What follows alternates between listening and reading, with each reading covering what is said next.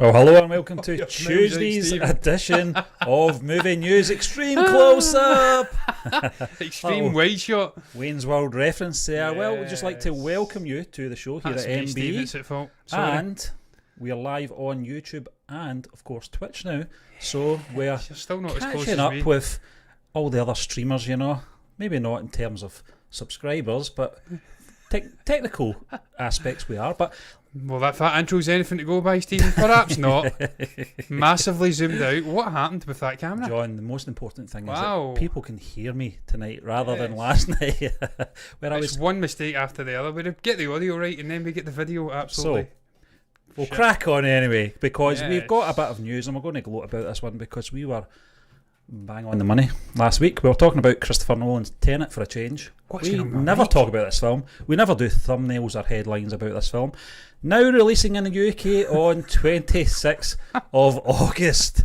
Christopher Nolan's Tenet has been shoved further and further back on the release schedule because of the COVID pandemic, and cinemas are closing down. Just last week it was announced as delayed indefinitely with the proviso that an announcement would come. Warner Bros. Has now revealed that the film will roll out internationally at first. You said this, John.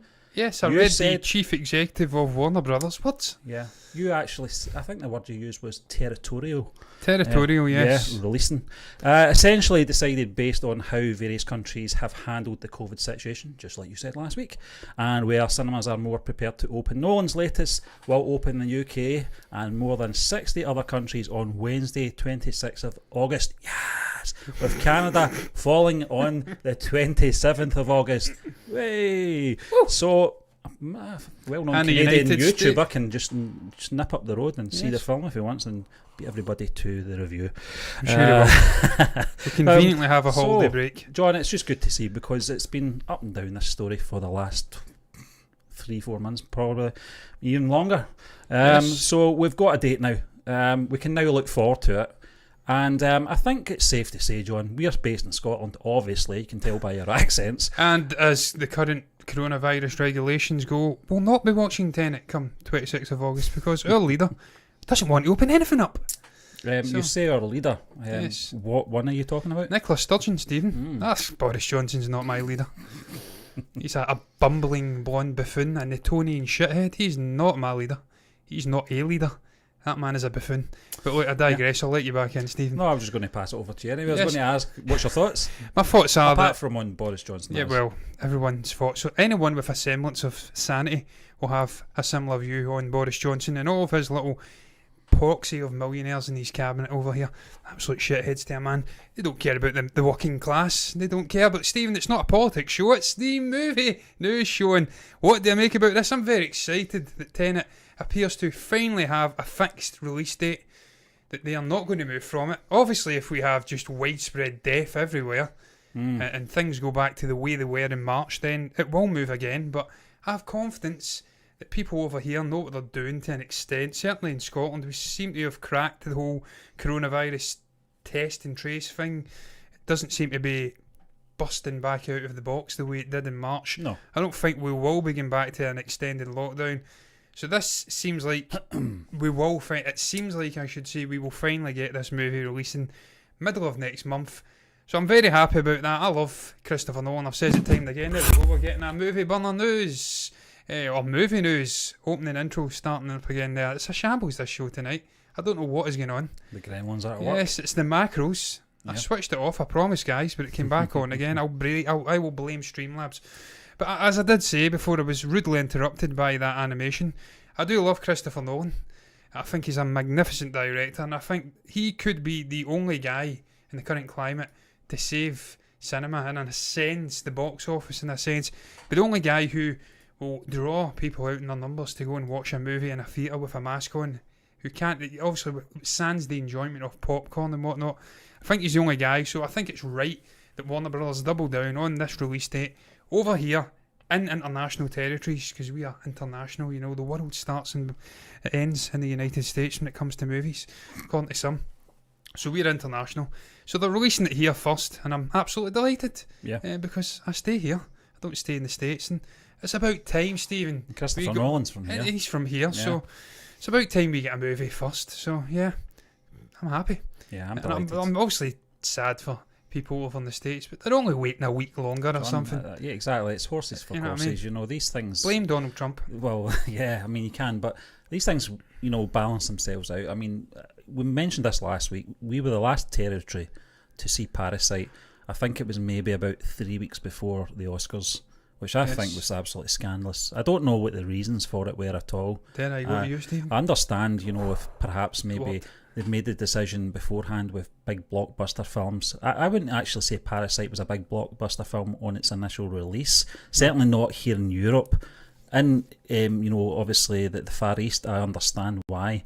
But you look at the likes of Ant-Man and Wasp, which was delayed here in the UK. We got it, I think, 3 months later just because the World Cup was on. Yeah. That's the Soccer World Cup. And it's just, it swings and roundabouts. So I'm going to take this one. I'm going to actually enjoy it. And I'm going to gloat as well. I'm going to actually really enjoy going to see this on its opening release, whenever that may be. Depends on. So Wednesday evening. I'll go. I don't care. I'll go, and then we can do the review that night or in the morning or whatever. You know, just get it out there. Because it's a film we've all been looking forward to. We've been talking about this for over a year now. Since obviously the word dropped about this film, and obviously it's storyline, it's complex storyline and stuff like that. So, quantum Cold War movie. Yeah, what a concept! And it's just it's a Chris Nolan film. We called this. You said this last week as well, but we always call his films our event films because, like Tarantino, they don't always. He doesn't churn them out every year. You know, you wait a good few years, 3-4 years for a good film coming out. He's not, in my book, made a bad film. No. A lot of people think he's a very shallow storyteller. I don't know where that comes from, but a lot of people do think that. I don't know why. I think those people are wrong. Yeah, plain and basically. Yeah, they're wrong. They're talking nonsense. So, they think it's a soulless experience watching a Christopher Nolan movie. I've never had that before. I says it before, Stephen. No, this man's movies have touched me emotionally at points. Obviously, Interstellar, when McConaughey finds out his kids are older. Yeah, that's a real emotional moment. It's a punch in the gut. Yeah.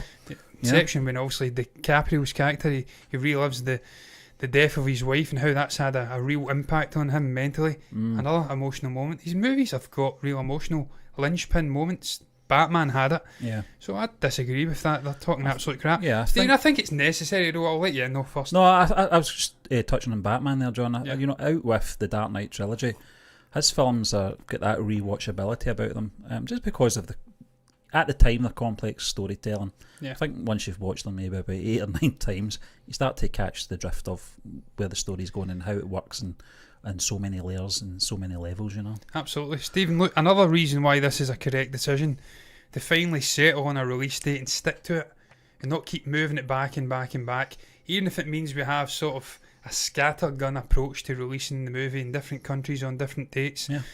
As opposed to one sort of singular release in in multiple territories. The reason it's an intelligent decision from the studios is because every single time they change the release date, they have to re-promote the movie with the new release date, more billboards with the new release date, more obviously trailers on the TV, on the actual internet and whatnot with the new date. That costs money, millions of dollars of money to keep re-promoting this movie again and again with new release dates. At some point you just have to bite the bullet, realise this is the new norm, like that John Fivian, I think it is, of the National American Theatres Owners Association, whatever it is. He says they just have to come to terms with the fact this is the new normal, it's not going to change for the foreseeable. No. Just get movies out, get bums in seats, hopefully make money, and then we can all move on and go to see different movies, hopefully the likes of Dune, No Time to Die, Black Widow, all these other movies that are coming out this year. Nolan. Someone has to take the first step. Yeah. And as I said before, Tenet, Chris Nolan, event director, event movie, never made a bad film. People have confidence in the guy. They love this movie. The anticipation for this movie, just through the promotion alone, having Robert Pattinson, John David Washington in there, all the usual suspects, Kenneth Branagh, I don't know who else is in there. There's an amazing cast. Yeah. That is enough to draw people out into theatres during this sort of strange new norm and get money into the coffers of Warner Brothers, so I think it's a correct decision, and I can't wait to finally see the movie. Yeah, I will go on Wednesday as well, Steve. Yeah, can't wait to see it, can't wait to review it, folks. So we will have that video up as soon as we can, as soon as we watch it. But we'll move on, John, to our next article, which is a bit of a surreal article. It's Dwayne Johnson says Tim Burton considered him for the role of Willy Wonka. Now, this is back in 2005, I think it was. That's when the remake came out. That strange version of the disturbing remake, Charlie and the Chocolate Factory. According to Dwayne Johnson, that was at least possible, although even Johnson is clear that the odds of it actually happening were pretty long. Even at that time, the actor and the former professional wrestler posted a brief Instagram video of the 1971 Gene Wilder film version. That's the good version, Willy Wonka and the Chocolate Factory. And along with revealing that it's one of Johnson's favourite movies, he dropped the news that Tim Burton had briefly considered him for the role of Wonka in 2005 remake. You know something? It's funny, John. I've seen Willy Wonka and the Chocolate Factory, the 1971 version. I probably lost count. Over 50 times. I've seen the Tim Burton one once. I didn't like it. I thought it was very creepy. It's supposed to be a kids' film. I thought it was very odd, and there's something about the kids as well. There's not much character development in those kids. You don't really get a feel for these kids like you did with the kids from the 71 version. You knew they were quite British. Also, it was just a beige Grandpa movie. Joe, his personality wasn't there in that one. It was just it was so bland. It was so larger than life in the 71 version, you know, lying in that bed for all those years, and then all of a sudden he can walk. Bet he was reeking. Not just walk, he was dancing, wasn't he? He was jumping about the place. I bet he was. Reeking, that's a Scottish slang word for stinking. He did look like it. Jack Albert, I think his name was. I think it's Jack Albert. I can't remember the guy's name, but he was a great performer. But the point, John, is that I didn't like that remake. It was absolutely terrible. It was absolutely shocking. There's something about the Gene Wilder one. It's got a lot of charm about it, you know, and it's got great musical numbers. Apart from maybe that horrible "Good Night, Charlie." I can't remember the one the mum sings in the laundrette. It's terrible. But the rest is good. You can remember numbers, all the other ones, you know what they're in it. But Dwayne Johnson as Willy Wonka. Could you actually see this, John? Because Dwayne Johnson at the time, this must have been round about the time the Scorpion King was out. It must have been 2003-ish or something like that. You know, he was really just breaking through. He was still considered, people still referred to him at this point as The Rock. The Rock Johnson, rather than Dwayne Johnson, you know, as the actor, as we know him now. Could you see him back then in 2005 actually playing this role? And how would it have affected his acting career going forward, do you think? Stephen, it would have ended the man's acting career moving forward. Terrible. I'm glad that Tim Burton saw sense and ultimately did go with the tried and tested combination of him and Johnny Depp. It was a terrible movie anyway with the two of them working together, and that is sort of a duology that's worked gold throughout the last 30 years anyway in cinema. So if they couldn't make it work, Jesus Christ, Dwayne Johnson with Tim Burton certainly wasn't going to make it work. As you say, he was. The Scorpion King was 2002, so it was about 3 years earlier. This casting would have been made about 2004 if it was going to happen. It was a 2-year gap. He did Welcome to the Jungle in between then, Walking Tall. Be Cool was 2005-ish. Doom. I was just looking for the Tooth Fairy. Doom, I remember. Where the hell was the Tooth Fairy movie? It came out 2010. Wow, that late. So this was a man that was still... wow. Still find his I thought that was the early 2000s. He was still trying to find his feet a decade later. A decade later, he was still trying to find his feet as an actor.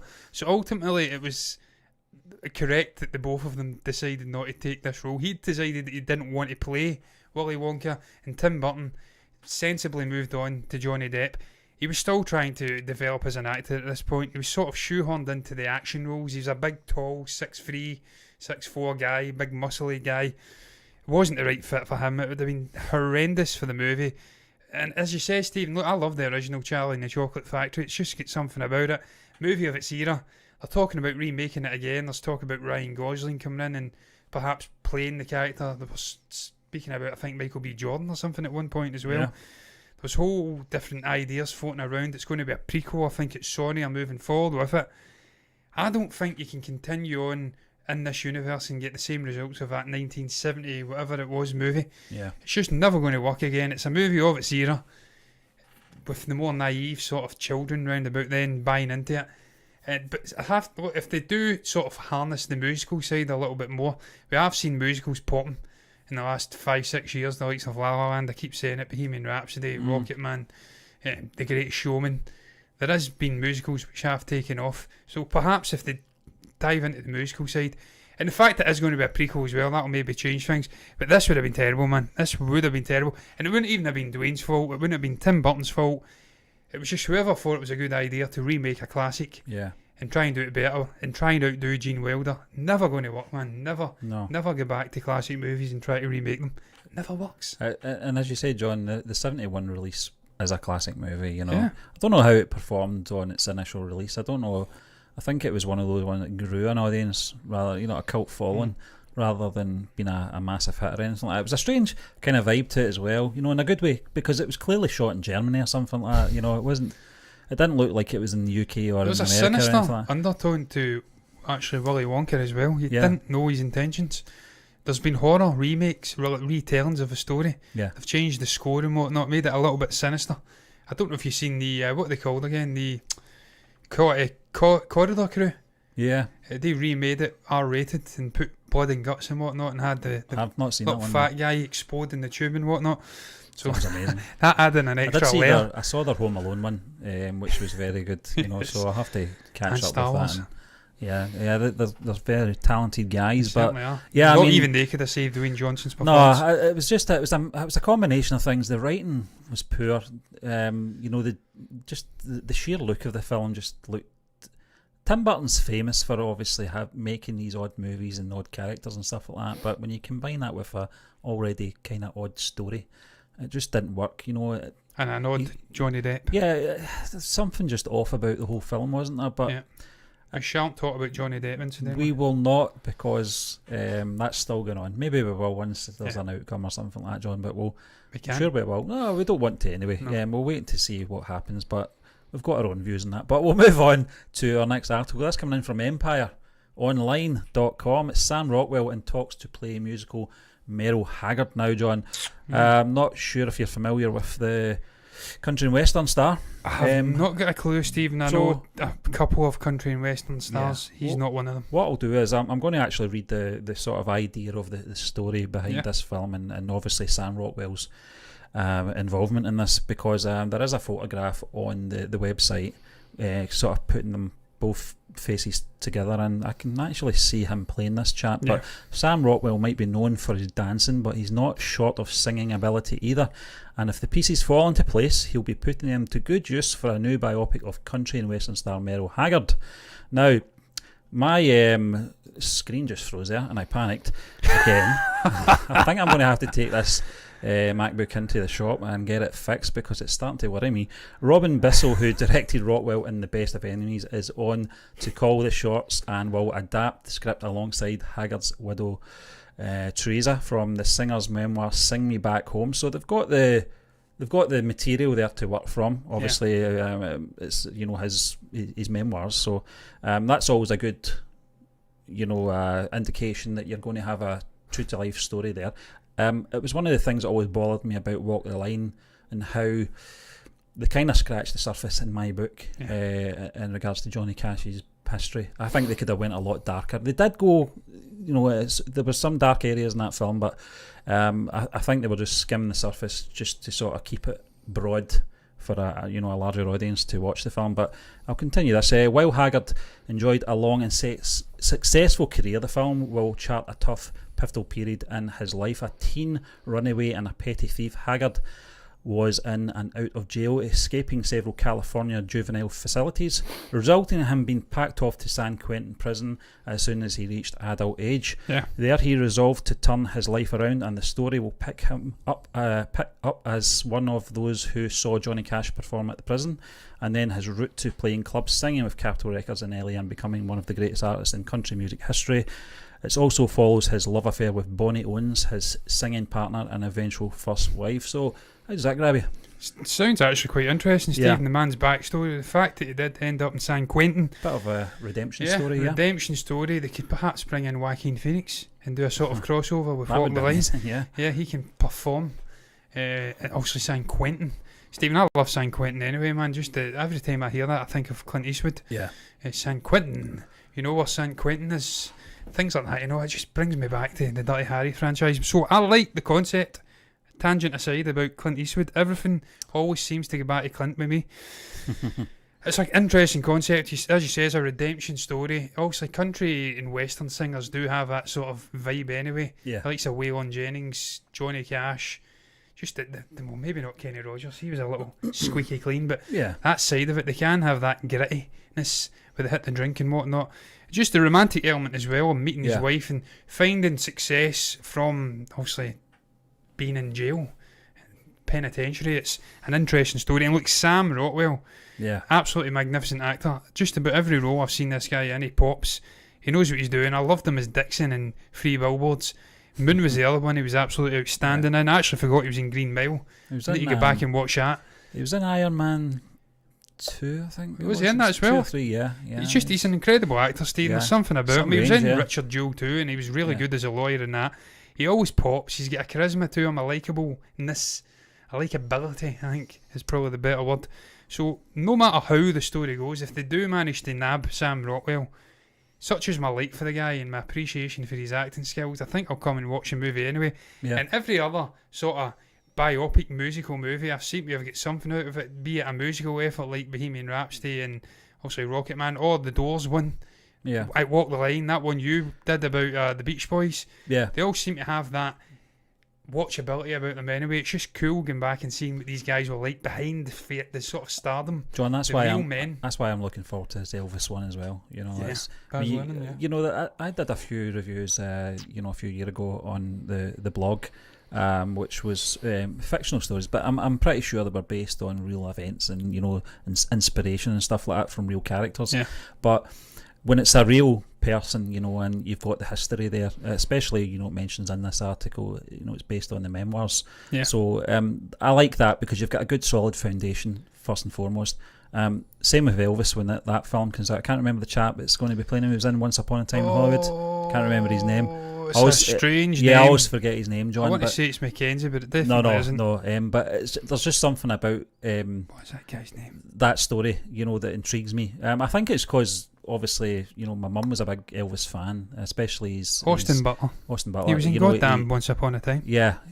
Played the devil. I think if you've got that good source of material there, then use it, and I think that's what it looks like they're going to do with Merle Haggard as well. And you need the music as well, Stephen, because that could bring in a new generation of fans' appreciation for the guy's music. You must have the music in a biopic. Yeah, if you've not got that, like that Bowie crap musical, it's a biopic, it's never going to work. So you have to have the rights to the music, get a good actor like Sam Rockwell, and who by all accounts can sing, and then you're halfway there to success. It could be a potential Oscar winner if they get it right. There was one that I think Gianni or something reviewed as well about another singer who had a sort of tragic edge to him. That's right. And I like the sound of that. I never did get around to watching it. I may have to go back and find that and watch that, because he rated that. Gianni's top films of 2019. He rated it very highly. Go back to the blog around about January time, and you'll pick it up there, John. But that actually, you refreshed my memory as well, because when I did read that review, I was very intrigued to see that. It sounded very It's really just trying to get a hand, hand on these films and where you can get them. Maybe it's a bit more accessible just now because of obviously the corona.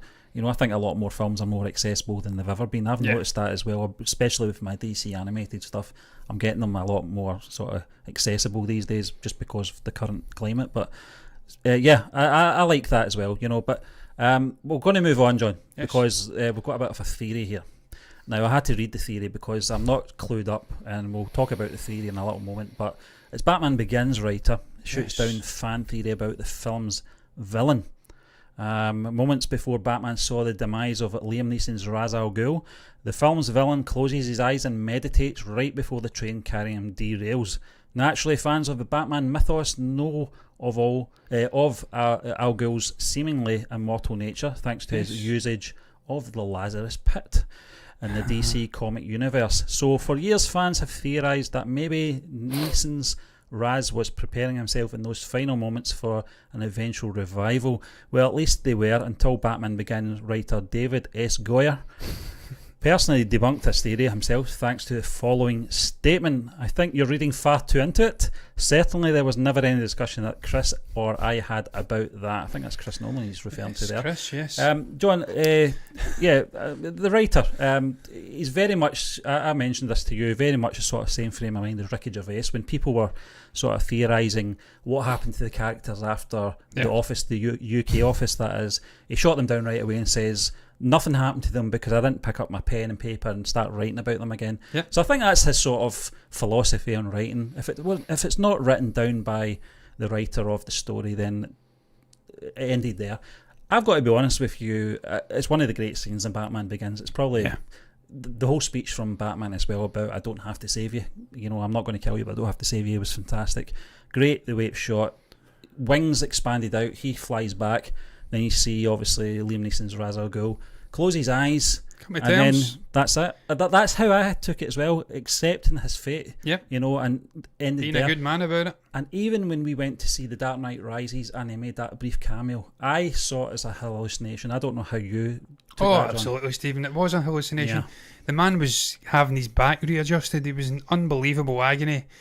He was just going through emotional turmoil. He was trying to rebuild himself. It's funny because the Lazarus Pit's theory is all about a man having restorative abilities and sort of restoring yourself and becoming reborn, like a phoenix reborn. Yeah, that's almost like what Bruce Wayne did in the actual Batman, The Dark Knight Rises. I don't know why I said Batman. Yeah. Too much Batman talk here. The Dark Knight Rises, John. That's the film. That was almost like what he did. It's as if they took the concept and imbued it into that character. He almost he was supposed to be Ra's al Ghul's sort of successor, but he'd never quite fitted in with their mythos, their ideology of just purifying the cities no matter what of corruption. It doesn't matter if there's any innocent casualties or whatnot. So that was intriguing. But Stephen, what he continues to go on and say in the article, I agree with him. I do. I mean, I never for 1 minute believed that he was using the Lazarus Pits thing to restore himself, to save himself from death. Like you, I think he was just shutting his eyes and basically saying, look, I've been schooled, I was a puppet master in chief, but now a better puppet master has came along. He's absolutely destroyed me. Amusing, but pointless. Pointless, yeah. There's no point fighting it. You're dead. The train's crashing. No Lazarus Pit theory is going to bring you out of that sort of coffin. Obviously a metaphorical coffin, because it's a metal coffin, a train. But what he goes on to say, man, is very interesting. He says, and look, it's true, if you think about it, it was a fairly realistic approach, and I think if you introduce something like the Lazarus Pit into that, I'm not saying you couldn't tell a cool story with the Lazarus Pit. I think you could. I just don't think that Lazarus Pit would have gelled with that approach. Chris Nolan's take on The Dark Knight was very rooted in reality. It was based in a real world with real living technology that could feasibly work, except from that motorbike which went round corners with the wheels changing direction. Everything amazing, wasn't it though? I love that sound. It was rooted in a real world. It wasn't like the sort of comic book thing. He went off in a different direction. He took the comic book story and he sort of tarted it up, for lack of a better word. He jazzed it up. He put a nice little veneer on it for other pompous film fans who would look at a comic book movie if you paid them $1 million to do it. The Lazarus Pit theory wouldn't have gelled with that. He's right, Goya. It wouldn't have. So that is why ultimately I get on board with what he's saying, and also just the fact that I never once, even remotely, thought it was a possibility. I didn't even know it existed, Stephen, until you told me today. Yeah, I never knew about it either, John. Once I read the article, I thought it was quite intriguing as well. But it's interesting to see how some writers, view their own work and where it starts and where it stops. Some will shoot it down and say, no, it stops when I obviously stop writing. Or others just say, like George Lucas with the Expanded Universe, he was very happy for other people to go off writing their own stories. He didn't ever block anyone from writing stories about his characters or anything like that. But it's very interesting to see how different writers take different approaches. And I actually agree with the writer here. I think it came to a stop there, and obviously the world that these characters lived in as well. You're right; they were very realistic. Apart from the Joker, who was as theatrical as it came in this franchise for that trilogy, and obviously Scarecrow as well, with the sort of passed off as an hallucination. Exactly. Christopher Nolan was never going to touch Poison Ivy or Mr. Freeze or the Riddler or anything like that, the Penguin. And I'm glad he didn't. I think when you look at it, Bane is not exactly one of the top villains in the Batman universe.